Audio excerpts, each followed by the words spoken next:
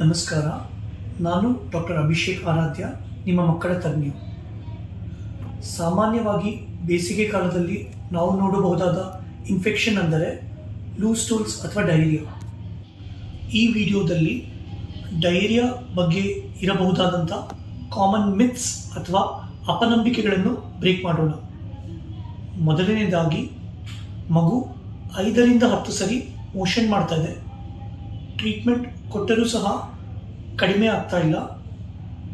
ಇದಕ್ಕೆ ಉತ್ತರ, ನಾರ್ಮಲಿ ಒಂದು ಮಗುಗೆ ಡಯೇರಿಯಾ ಆದರೆ 3ರಿಂದ 7 ದಿನ ತಗೋಬಹುದು ಸರಿ ಹೋಗೋದಕ್ಕೆ. ಸೊ ಎಷ್ಟು ಸರಿ ಮಾಡುತ್ತಾ ಇದೆ ಅನ್ನೋದು ಇಂಪಾರ್ಟೆಂಟ್ ಅಲ್ಲ. ಸೊ ಮಗು ಮೋಷನ್ ಮಾಡ್ತಾ ಇದೆ, ನಾವು ಅದಕ್ಕೆ ರೀಹೈಡ್ರೇಟ್ ಮಾಡಬೇಕು ಫ್ಲೂಯಿಡ್ಸಿಂದ. ಯಾವ ಥರದ ಫ್ಲೂಯಿಡ್ಸಿಂದ? ORS ಅಥವಾ ಬ್ಯಾಲೆನ್ಸ್ಡ್ ಸಾಲ್ಟ್ ಸೊಲ್ಯೂಷನಿಂದ ನಾವು ಮಗುನ ರೀಹೈಡ್ರೇಟ್ ಮಾಡೋದು ಇಂಪಾರ್ಟೆಂಟ್. ಸೊ ಮಗುವಿಗೆ ನಾವು ಮೋಷನ್ ನಿಲ್ಲಿಸಲು ಯಾವುದೇ ರೀತಿಯಾದ ಮೆಡಿಸಿನನ್ನು ಕೊಡುವುದಿಲ್ಲ. ದೊಡ್ಡವರಲ್ಲಿ ಅದನ್ನು ಯೂಸ್ ಮಾಡ್ತೀವಿ, ಮಕ್ಕಳಲ್ಲಿ ಅದು ಕೊಡೋದ್ರಿಂದ ಇನ್ಫೆಕ್ಷನ್ ಜಾಸ್ತಿ ಆಗುತ್ತೆ. ಅದಕ್ಕೆ ನಾವು ಯಾವತ್ತೂ ಮೋಷನ್ ನಿಲ್ಲಿಸುವಂಥ ಮೆಡಿಸಿನ್ಸ್ನ ಮಕ್ಕಳಿಗೆ ಯೂಸ್ ಮಾಡೋದಿಲ್ಲ. ರೀಹೈಡ್ರೇಟ್ ಮಾಡೋದು ತುಂಬ ಇಂಪಾರ್ಟೆಂಟ್. ಈಗ ಯಾವ ಫ್ಲೂಯಿಡಲ್ಲಿ ರೀಹೈಡ್ರೇಟ್ ಮಾಡ್ತೀವಿ? ಸೊ WHO ರೆಕಮೆಂಡೆಡ್ ORS ಅನ್ನೇ ಬಳಸಿ. ಯಾವುದೇ ಟೆಟ್ರಾ ಪ್ಯಾಕನ್ನು ಆದಷ್ಟು ಬಳಸದಿರಿ. ಮಗು ORS ತೆಗೆದುಕೊಳ್ಳದಿದ್ದಲ್ಲಿ ನಾವು ಬ್ರೆಸ್ಟ್ ಫೀಡಿಂಗ್ ಅಥವಾ ತಾಯಿ ಹಾಲನ್ನ ಕೊಡಬಹುದು. ಅಥವಾ ನಾವು ಮನೆಯಲ್ಲೇ ನಾವು ಸಿಂಪಲ್ ಆಗಿರೋ ಕರ್ಡ್ಗೆ pinch of salt, 1 spoon of sugar ಹಾಕಿ ಕೂಡ ನಾವು ಮಗುವಿಗೆ ಕೊಡಬಹುದು. ಎರಡನೇ ಸಮಸ್ಯೆ ಅಥವಾ ಡೌಟ್ ಅಂದರೆ, ನಾವು ಮಗುಗೆ ಫೀಡ್ ಕೊಟ್ಟರೆ ಅಥವಾ ಊಟ ಮಾಡಿಸಿದ್ರೆ ಲೂಸ್ ಮೋಷನ್ ಜಾಸ್ತಿ ಆಗುತ್ತೆ. ಊಟ ಕೊಡದೇ ಇದ್ರೆ ಸರಿ ಹೋಗುತ್ತಾ? ಇಲ್ಲ. ಸೊ ಮಗುವಿಗೆ ನಾವು ಡಯೇರಿಯಾ ಅಥವಾ ಲೂಸ್ ಮೋಷನ್ ಇದ್ದಾಗ ಬ್ರೆಸ್ಟ್ ಫೀಡಿಂಗ್ ಕಂಟಿನ್ಯೂ ಮಾಡಿ.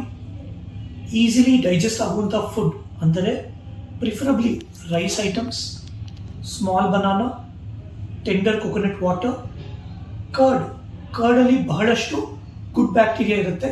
ಸೊ ಕರ್ಡ್ ನಾವು ಪ್ರಿಫರ್ ಮಾಡ್ತೀವಿ. You can also use apple, toast and other foods. ನಾವು ಪ್ರಿಫರಬ್ಲಿ ಅವಾಯ್ಡ್ ಮಾಡುವಂಥ ಫುಡ್ಸ್ ಅಂದರೆ like sugary juices or any fruit juices. ಅದು ಡಯೇರಿಯಾನ ಶುಗರ್ ಕಂಟೆಂಟ್ ಜಾಸ್ತಿ ಇರೋದ್ರಿಂದ ಜಾಸ್ತಿ ಮಾಡುತ್ತೆ. ಸೊ ನಾವು ಶುಗರಿ ಜ್ಯೂಸಸ್ನ ಅವಾಯ್ಡ್ ಮಾಡ್ತೀವಿ ಡಯೇರಿಯಾ ಇದ್ದಾಗ.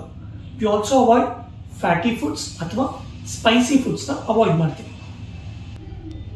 ಇನ್ನೊಂದು ಸಾಮಾನ್ಯ ಮಿತ್ಸ್ ಅಂದರೆ, ಮಗುವಿಗೆ ಡಯೇರಿಯಾ ಇದೆ, ವೈದ್ಯರು ಯಾವುದೇ ಆ್ಯಂಟಿಬಯೋಟಿಕ್ಸ್ ಬರ್ಕೊಡ್ಲಿಲ್ಲ.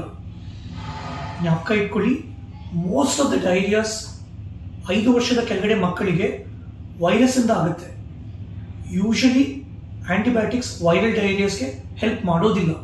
ಸೊ ಆ್ಯಂಟಿಬಯೋಟಿಕ್ಸ್ ಅವಶ್ಯಕತೆ ಯಾವುದೇ ಡಯೇರಿಯಾಸ್ಗೆ ಇರೋದಿಲ್ಲ. ಕೆಲವೊಂದು ಸಿಚುವೇಶನ್ಸಲ್ಲಿ ಆ್ಯಂಟಿಬಯೋಟಿಕ್ಸ್ ಬೇಕಾಗುತ್ತೆ ನಿಮ್ಮ ವೈದ್ಯರ ಸಲಹೆ ಮೇರೆಗೆ. ಸೊ ಹಾಗಾದರೆ ಡಯೇರಿಯಾಗೆ ನಾವು ಪ್ರಿಸ್ಕ್ರೈಬ್ ಮಾಡುವಂಥ ಮೆಡಿಸಿನ್ಸ್ ಯಾವುದು? ಸಾಮಾನ್ಯವಾಗಿ ನಿಮ್ಮ ವೈದ್ಯರು ನಿಮಗೆ ಜಿಂಕ್ ಕಂಟೈನಿಂಗ್ ಮೆಡಿಸಿನ್ಸ್ನ ಬರ್ಕೊಡ್ತಾರೆ.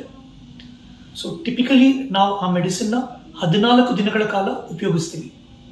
ಜ್ಞಾಪಕ ಇಟ್ಕೊಳ್ಳಿ, ನಿಮ್ಮ ಮಗುವಿನ ಡಯೇರಿಯಾ ನಿಂತರೂ ಸಹ ಕೋರ್ಸ್ ಕಂಪ್ಲೀಟ್ ಮಾಡೋದು ಇಂಪಾರ್ಟೆಂಟ್. ಸೊ ದ್ಯಾಟ್ ಅದು ನಿಮ್ಮ ಡಯೇರಿಯಾ ಎಪಿಸೋಡ್ಸ್ನ ಪ್ರಿವೆಂಟ್ ಕೂಡ ಮಾಡುತ್ತೆ. ಸೊ ಜಿಂಕ್ ಪ್ರೈಮರಿ ಟ್ರೀಟ್ಮೆಂಟ್ ನಿಮ್ಮ ಮಗುವಿಗೆ ಡಯೇರಿಯಾ ಬಂದಾಗ. Thank you.